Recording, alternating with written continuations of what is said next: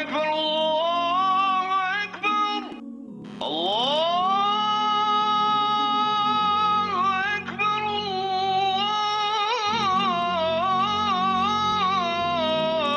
الله أكبر أشهد أن لا إله إلا الله.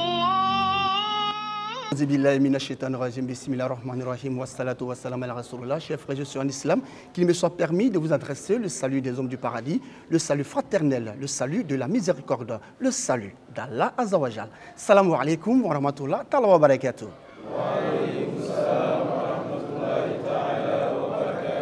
Il est écrit dans le Coran, il est prescrit pour vous en matière de religion ce qu'il a prescrit à Noé et ce que nous t'avons révélé, ainsi que ce que nous avons prescrit à Abraham, à Noé, à Moïse et à Jésus. Pratiquez la religion et n'en faites pas un sujet de division. Sourate Al-Shura, verset 13. Mesdames et messieurs, bonsoir, merci de nous suivre sur RTI 1. Le thème principal d'aujourd'hui va porter sur le comportement du guide musulman dans la communauté. Pour en parler, nous recevons Djabi Oumar Farouk. Il est économiste, islamologue, directeur général de Muhammad Ali Islamic Center à New York City, aux États-Unis d'Amérique. Salam alaikum, imam. Alors, bienvenue en Côte d'Ivoire.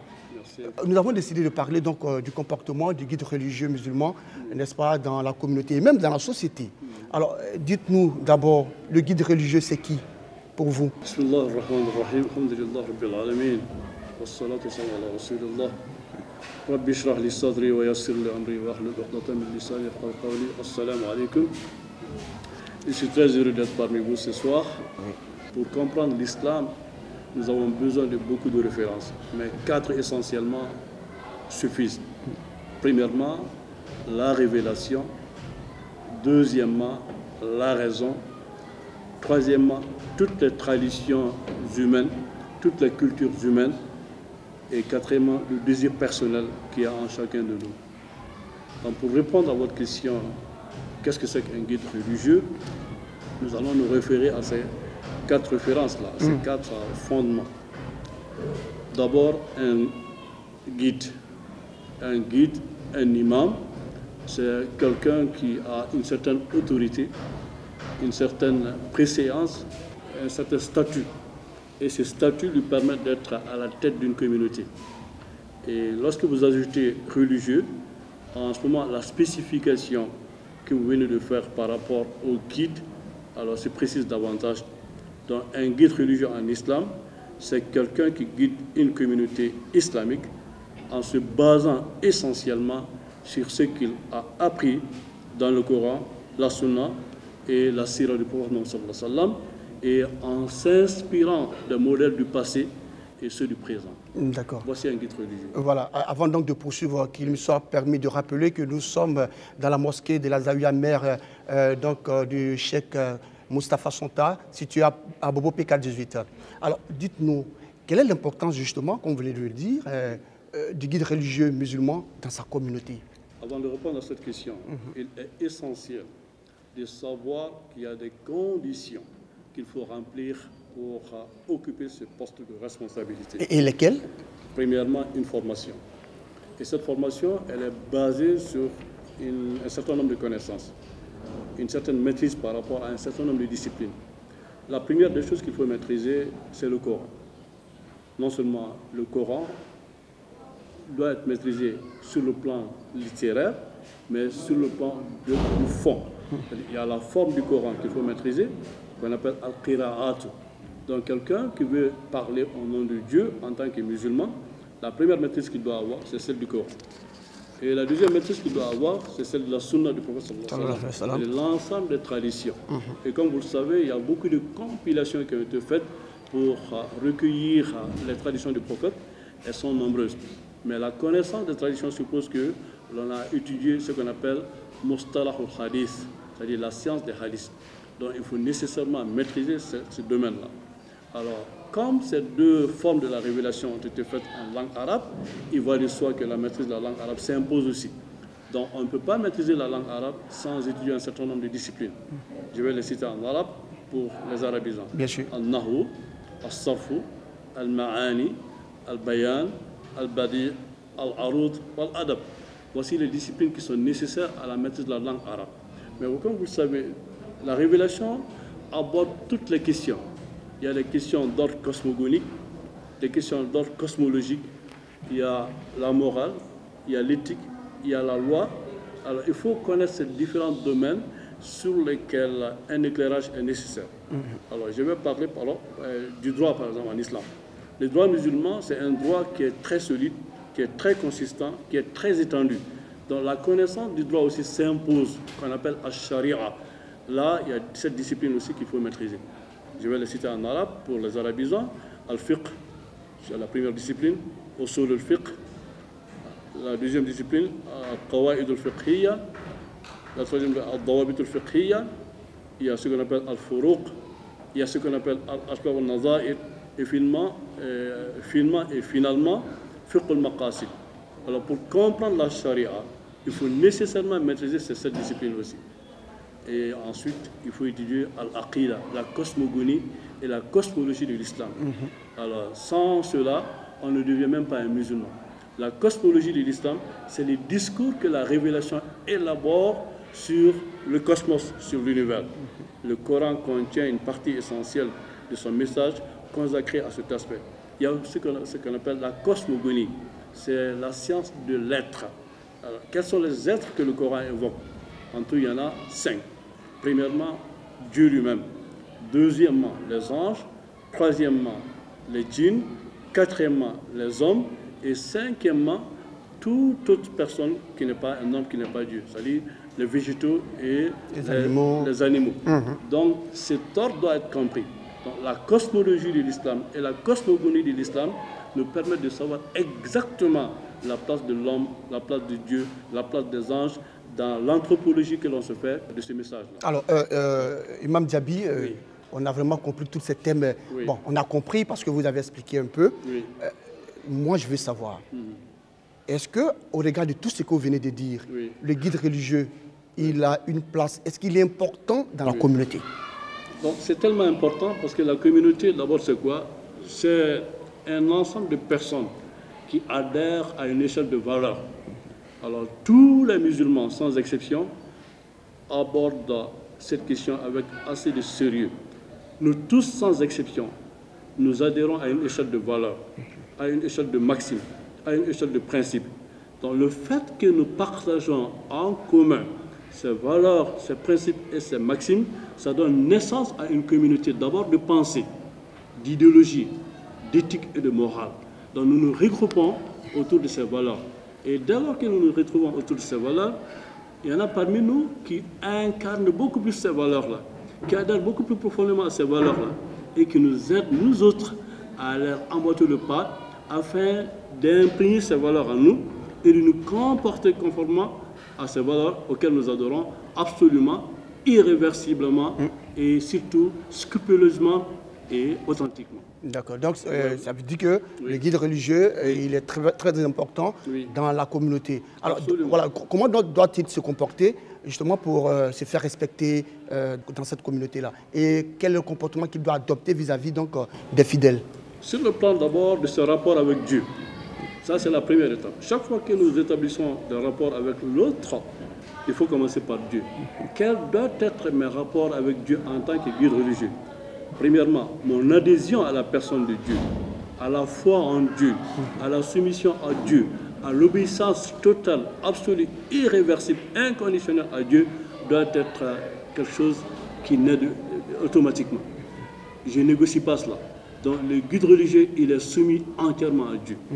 Et tout ce qu'il fait procède de cela. Et Dieu dans le Coran le dit, dans Surat Al-An'am, il dit « Qul inna salati wa nusuki wa mahyaya wa mamati lillahi rabbil alamin la sharika lah wa bidhalika umirtu wa ana awwalul muslimin » Il dit « Dis, toutes mes prières, tous mes sacrifices, toute ma vie et ainsi que ma mort appartiennent exclusivement à Allah,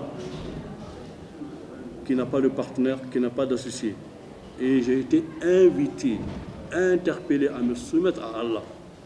Et donc, la première obligation qui lui incombe en tant que guide religieux, c'est d'être soumis irréversiblement, inconditionnellement à Allah. La deuxième stipulation qu'il a faite, c'est de se mettre au même niveau d'égalité que tout le monde. C'est-à-dire, les musulmans, les croyantes et les croyants sont pour lui des frères, et sans lesquels il n'est rien. Après Dieu, bien sûr. Bien sûr. Dieu dit dans le Coran, Innamal mu'minuna ikhwa, fa aslihu bayna akhawaykum, wattaqullaha la'allakum turhamun. C'est comme si vous prenez un pain.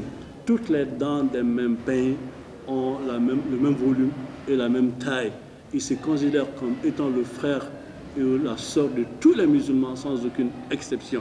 Et à ce titre, il fera tout pour réformer ses relations avec les musulmans en les rendant parfaites, utiles, authentiques et surtout nécessaires à lui-même et à ses peuple. Est-ce à dire que le guide religieux musulman n'est pas libre de faire ce qu'il veut dans la société? La liberté consiste essentiellement à faire ce que nous voulons. Mais ce que nous voulons doit être conforme à la volonté de Dieu. C'est ça l'islam. Je suis libre, mais mon comportement en tant qu'homme libre, en tant que femme libre, doit refléter ma soumission à Dieu. Car je ne serai jamais libre si je ne suis pas soumis à Dieu. La vraie liberté, la liberté authentique sans laquelle nous perdons notre essence d'homme, ne peut se réaliser que lorsque je me soumets à Dieu. Alors, donc, quand je suis soumis à Dieu, le comportement que je vais avoir sur le plan éthique, sur le plan moral, sur le plan des rapports intra- et intersubjectifs, vont avoir l'empreinte de Dieu. Donc, je saurai me comporter. Ma liberté doit me conduire à plus de servitude à l'égard de Dieu, mais à plus de fraternité par rapport aux autres. Donc, je vais respecter leurs droits d'abord. Tous les droits que Dieu a établis, les principaux droits, le droit à la vie, le droit à la propriété, le droit à l'éthique, le droit à la morale, le droit à la procréation, le droit à tout ce qui peut faire d'un homme un homme, je le respecte. Parce que Dieu m'a assujetti à ce respect-là. Et en même temps, l'amour que je dois éprouver à leur regard, c'est un amour qui découle de celui que j'éprouve pour Dieu. Donc je vais aimer tous mes frères. La haine n'a pas de place dans mon cœur.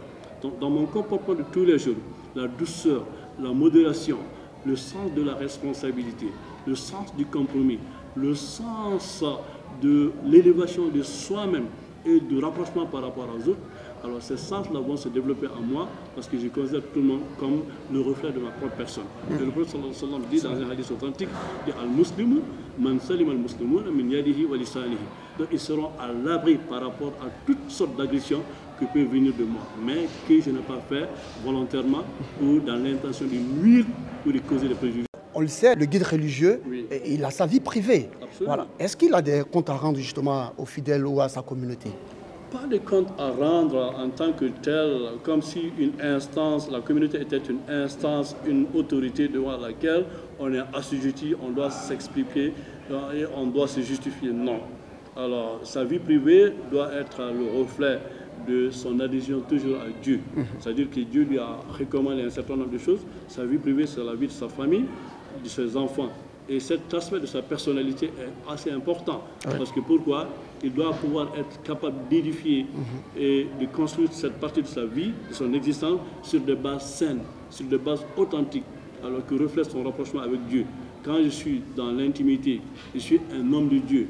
Quand je suis dans l'intimité, je suis un ami de Dieu. Quand je suis dans l'intimité, j'invoque abondamment Dieu. Je lui demande son assistance, sa miséricorde, sa compassion, sa mansuétude, sa clémence. Donc je ne me départis pas de ma foi parce que je suis en privé. Au contraire, cette partie de mon existence, elle doit être la plus intense en termes de foi, d'expression de mon adhésion à Dieu. Donc quand je suis avec Dieu, je suis beaucoup plus heureux d'ailleurs. Parce que là, je m'exprime et je m'évanouis en Dieu. Comme on le dit, Al-Fana, je me détruis en Dieu. C'est-à-dire je dissous ma personne davantage dans la volonté de Dieu. Donc je ne vais pas faire une cassure entre ce que je représente dehors et ce que je suis dedans. Parce que pourquoi? Wallahu al-zahiru al-batinu. Allah, non seulement il est occulte et il est apparent. Les deux facettes de ma personnalité, celle qui est occulte et celle qui est apparente, sont complémentaires. Elles ne sont pas du tout en antagonisme irréductible. Au contraire, l'une et l'autre des deux facettes de mon existence sont complémentaires, sont indissociables. Si mon intimité est liée à Dieu, mon extériorité, mon apparence, mes fréquentations extérieures ne peuvent pas être liées à Dieu. Donc s'il y a une dichotomie, un manichéisme entre ces deux facettes de mon existence, ça veut dire que je suis hypocrite. D'accord. Et c'est ce que le guide religieux évitera toute sa vie. D'être Il hypocrite. n'acceptera jamais d'être hypocrite. Ce qu'il est à l'intérieur, dans ses rapports avec Dieu, il l'est comme cela, dans ses rapports avec sa femme, dans ses rapports avec ses enfants, dans ses rapports avec ses amis. Et quand il sort de l'intérieur, ce qu'il rencontre et ce qu'il raconte n'est que le reflet de ce qu'il est réellement. Et c'est ce que le guide religieux doit être. D'accord, c'est ce que le guide religieux doit être obligatoirement, comme vous le dites si bien. Oui. On le sait, le meilleur des guides religieux, Oui. c'est le saint prophète, le prophète de l'islam, le prophète Mohammed sallallahu alayhi wa sallam. Absolument. Nous avons deux époques différentes. Hein. Oui. Voilà, l'époque du prophète, paix et salut de Dieu sur lui, et notre époque. Est-ce qu'on peut comparer ces deux époques-là, comparer les guides religieux de l'époque du prophète, paix et salut de Dieu sur lui, et les guides religieux de notre époque? En fait, vous savez, monsieur Koné, il y a les catégories essentielles ne changent pas. Dieu ne change pas. Allah subhanahu wa ta'ala, il est inchangeable. Il n'est pas assujetti aux circonstances. Et le message qu'il a envoyé aussi à toute l'humanité est inchangeable dans ses fondements dogmatiques, moraux et éthiques. Et l'être humain que nous sommes n'a pas connu de changement qualitativement parlant. Depuis Adam jusqu'au dernier humain, nous allons avoir les mêmes facultés, les mêmes neurones, le même cœur et surtout la même âme. Et cette âme, son aspiration fondamentale la plus intéressante, c'est d'accéder à la connaissance de Dieu et surtout à l'obéissance à Dieu. Et en tant que tel, donc ces choses-là n'ont pas changé. Et le prophète, le modèle qu'il reflète, sallallahu alayhi wa sallam, c'est un modèle dont nous avons tous besoin. Nous voulons devenir des amis de Dieu, des serviteurs de Dieu, des soumis à Dieu, des obéissants à Dieu. Et nous ne pouvons pas accéder à ce stade tant que nous ne nous comportons pas comme le prophète l'a fait.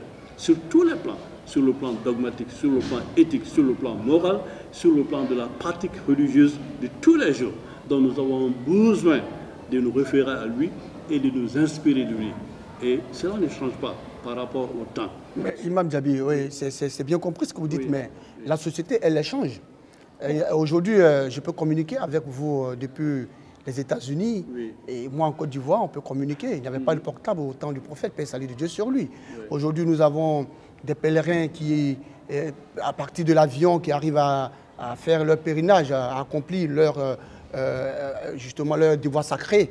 Mais hier, à l'époque du prophète, paix et salut de Dieu sur lui, il fallait des jours, des années, des mois pour certains, pour se rendre à la Mecque. Donc, il avait dit qu'il y a un changement.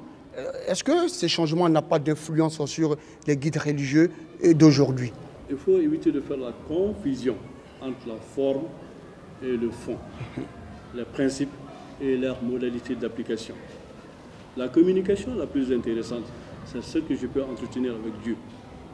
La modalité de cette communication n'a pas changé et elle ne changera jamais. Le rapport entre les hommes, c'est des rapports quantitatifs et qualitatifs. Les rapports qualitatifs qui doivent s'établir entre les hommes ne doivent jamais changer. La fraternité que j'entretiens avec vous, M. Koné, est une valeur absolue. Elle ne doit souffrir d'aucun changement, sinon qualitatif. Donc dans ce cas, si nous partons sur cette base, que les choses les plus fondamentales, les plus intéressantes, elles ne connaissent pas de changement. L'amour que j'éprouve pour vous en tant que frère, que j'éprouve pour mon épouse en tant qu'époux, que j'éprouve pour mon époux en tant que mon époux, pour mes enfants, cet amour doit demeurer le même pour tous les âges, pour toutes les périodes. Pourquoi? Parce que ça, c'est des qualités. Et en tant que tel, elle ne change pas.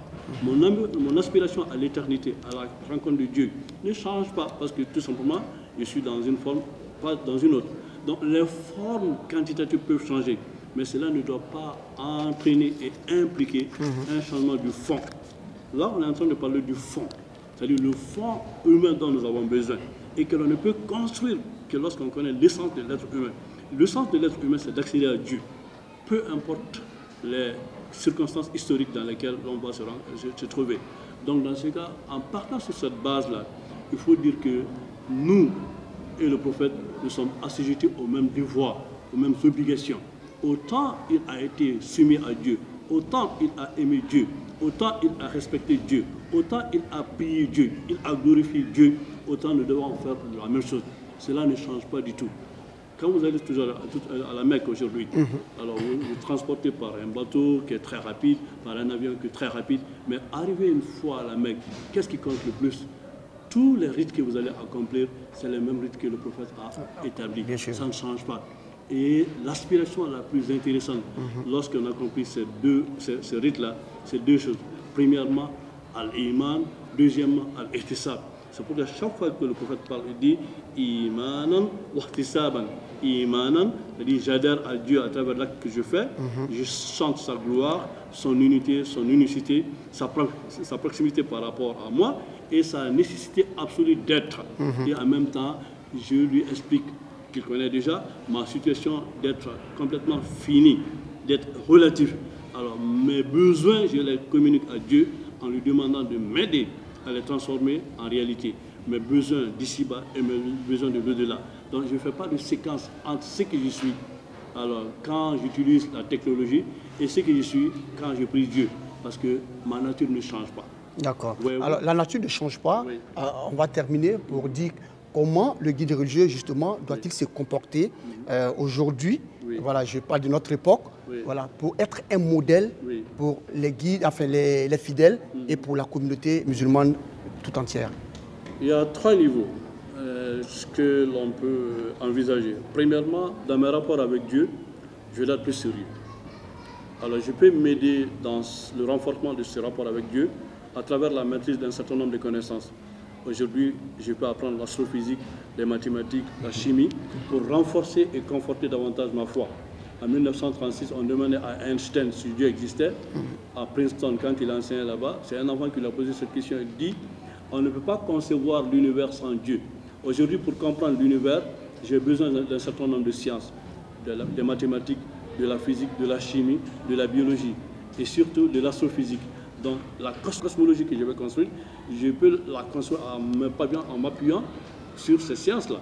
Donc le guide religieux doit être assez curieux pour comprendre l'évolution des sciences. Ça, c'est la première chose. La deuxième chose, c'est quoi? L'environnement politique, économique, éducatif, social, sportif dans lequel je suis plongé. Je dois aider ma communauté à être à un niveau de responsabilité, d'engagement et de maîtrise de ces domaines-là. Je ne dois pas les mettre à la marge de la marche de l'histoire. Je dois éviter de créer un carcan dans lequel je vais plonger ma communauté. Parce que souvent, il y a des gens qui sont comme cela. Un phénomène de ce genre s'est passé aux États-Unis. Un homme s'est complètement détaché de la société en accusant la société d'être complètement dévoyée à cause de l'évolution scientifique, technologique et politique. Moi, je dis non. Le guide religieux doit être capable d'intégrer ces nouvelles données dans sa façon de voir les choses, une perspective d'évolution normale. Donc chaque science, chaque technologie n'est qu'un effet de la grâce de Dieu, n'est qu'un bienfait de Dieu. Aujourd'hui, on est en train d'enregistrer une émission, mais je ne peux pas dire non, ça n'existe pas du temps du prophète, donc je m'en passe. Ça, ce serait, excusez-moi le terme, un certain suicide. Le guide religieux doit éviter d'introduire la coupure entre sa communauté et l'évolution du monde. Mais l'évolution, dans quel sens? L'évolution qui est positive, qui est objective, dont on ne peut pas ne pas se passer. Merci beaucoup, Imam, c'est très bien dit. Pour terminer complètement son comportement vis-à-vis des autres guides, des guides des autres confessions religieuses. Oui. En fait, nous sommes une fratrie. Nous sommes, qu'on le veut ou pas, intégrés dans une osmose. Personne ne peut se détacher de cette osmose. Khalifa Mustafa, il ne peut pas dire non, je suis guide pour cette religion. Je suis comme Robinson Crusoe, je crée ma propre communauté, je me détache de la communauté de Mohammed. Si vous voyez quelqu'un faire cela, il n'est pas sérieux, ni dans son rapport avec Dieu, ni dans son rapport entre lui-même et sa propre personne, ni dans son rapport avec sa communauté. Un guide doit être intégrateur, fédérateur, il doit être capable de susciter la fraternité entre tous les musulmans, en dépit des différences que l'on peut trouver souvent au niveau même dogmatique, en se disant que moi, je ne suis qu'un élément d'un ensemble. Et cet ensemble me surpasse, me dépasse. Il est plus fort que moi. Je peux être éliminé, éjecté de l'ensemble, mais l'ensemble doit demeurer, qui est la communauté de Mohammed sallallahu alayhi wa sallam. Les gens oublient quelque chose. Quand Dieu parle des chrétiens, quand Dieu parle des non-musulmans, il y a un verset qui est contenu dans la Sourate Al-Mumtahana. Il faut que chaque fois que nous lisons nos rapports avec les autres communautés, nous lisons nos rapports à travers cette grille qu'Allah a établie. Dieu dit dans le Coran, La yanhakumullahu anil lazina lam yuqatilukum fid din wa lam yukhrijukum min diyarikum أن تبروهم وتقسطوا إليهم إن الله يحب المقسطين. Il dit Allah ne vous empêche pas d'avoir des relations avec d'autres qui ne vous ont pas combattu, ni à cause de votre foi, ni à cause de vos croyances, et qui ne vous ont pas expulsé de vos demeures, de vos concessions, de vos pays, que vous soyez bons à leur égard et surtout équitables en leur endroit, car Dieu aime ceux qui sont équitables. Donc le principe, c'est d'abord la paix, et l'exception, c'est la guerre. Et aujourd'hui, personne n'a les moyens de faire la guerre, mais tout le monde a les moyens de faire la paix. Et nous devons faire tout pour que la paix règne en toutes les communautés, sans exception. Une paix qui est fondée sur notre adhésion à des principes. Dieu même est paix et il veut la paix entre nous. Et d'accord, l'islam aussi est paix. Absolument. Alors nous allons vous permettre de résumer en malinké et puis en anglais. Donc, en balmaoufou, Nyamouya Mini, ala ou Kalfa Dola Antouro, ama d'abord fait vrai comme faut ani ala kaketiri, anga to fana demoni ala kaketiri, fin sabadi yinne manfe, al birru, at taqwa, al ilmu, olu be d'abord fait men kama, al birru de nyumaya, kanyuma ke dans fin be, at taqwa kasra ala al ilmu ka doniso, ni fin sabadi da fara sika fuitala ani bebe ke amini bebe ben, sauf mo min ba fe ka ankele, et puis anga do ka ko jugu fuitana jugu sabadro.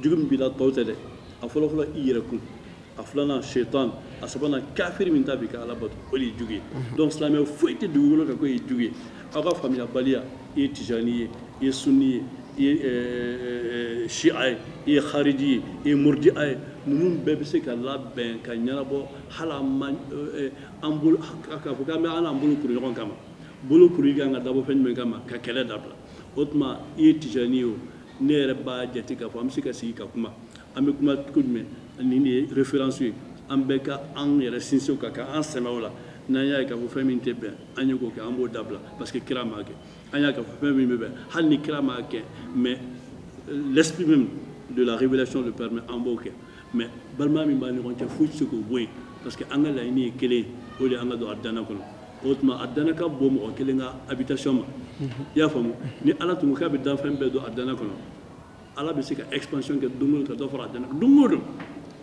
i y'a faamu o tuma wa jahanama fana ka bon mɔgɔ kelen ka logement ma o tuma an kana an bɛ ɲɔgɔn kɛlɛ olu ko la an ka ɲɔgɔn bonya ka ɲɔgɔn kanu ka hinɛ ɲɔgɔn na ni n y'a mɛn k'a fɔ sisan ko mawuludi bɛ yan n bɛ na fɛn minnu bɛ ka k'a kɔnɔ n'olu tɛ bɛn n b'a fɔ nin tɛ kɛ dɛ mais n t'a kɛ ni lagosi ye n bɛ imamu yɛrɛ wele k'a fɔ est ce que dalu b'i bolo ka nin kɛ n'a ko dalu b'a bolo a b'a fɔ n ye mais n tɛna kɛnɛ kan maa minnu ma kalan kɛ o tɛ fɛn dɔn alors n bɛna baga olu ma k'olu sen don n ka kɛlɛ la n jo t'a la an si man k'o kɛ maa minnu ma kalan sɔrɔ an k'olu sen don kɛlɛ la i y'a faamu kɛlɛ ye dɔnnikɛlaw ka kɛlɛ de mais a bɛ kɛ nin balimaya kɔnɔ ani teriya kɔnɔ wa kɛlɛ min fana don a tɛ dabɔ ko ka dɔ bin k'i sigi a kɔnɔ k'a tereke dɛ non a bɛ dabɔ a kana bin alimam shafi'i ko ni mɔgɔ si ma fɔ ɲɔgɔn kɔ débat si la ni ma kanu a tigi ka tiɲɛ sɔrɔ ne kan o de ye dɔnnikɛla ye donc i bɛ ala deli de ni discussion daminɛ na maa min en face de toi toi tu es mon frère je veux que tu accèdes à la vérité avant moi c'est toi mon inspiration et mon ambition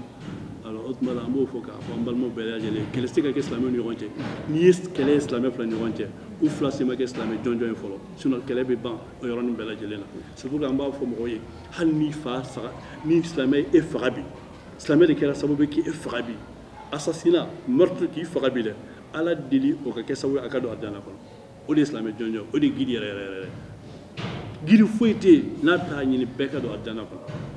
But in English, I want to tell to all my brothers, we are so happy to be here today. This is a very golden and big opportunity. We have our brother, his name is Koenig. He's working at RTA, the national channel of television in this country. And this is a beautiful country, a very rich country. We can transform completely all Africa through this country, but it depends on us. We have to understand Islam is here to help us for two reasons, for two things. First, to be subjugated to Allah, the Almighty. And secondly, to love one another, to respect one another, to help one another, to allow us to be prosperous, to be generous, to be good and brave brothers. I thank you so much for your attention. May Allah bless you. Thank you very much to your speaker. Alors c'est ici qu'on s'arrête pour aujourd'hui. Rappelons que nous étions avec l'imam Diaby Oumar Farouk. Il est économiste islamologue, directeur général de Mohammed Ali Islamic Center, New York City, aux États-Unis d'Amérique. Avec lui, nous avons parlé du comportement du guide religieux dans la communauté. Merci à vous de nous avoir suivis. Rappelons que vous pouvez suivre la rediffusion de l'émission Allahu Akbar tous les vendredis à partir de 9h. J'ai été ravi de vous présenter cet entretien. Rendez-vous jeudi prochain, même heure, même chaîne. Ne décrochez surtout pas pour la suite des autres rubriques de l'émission. Salam alaikum wa rahmatullah wa barakatuh.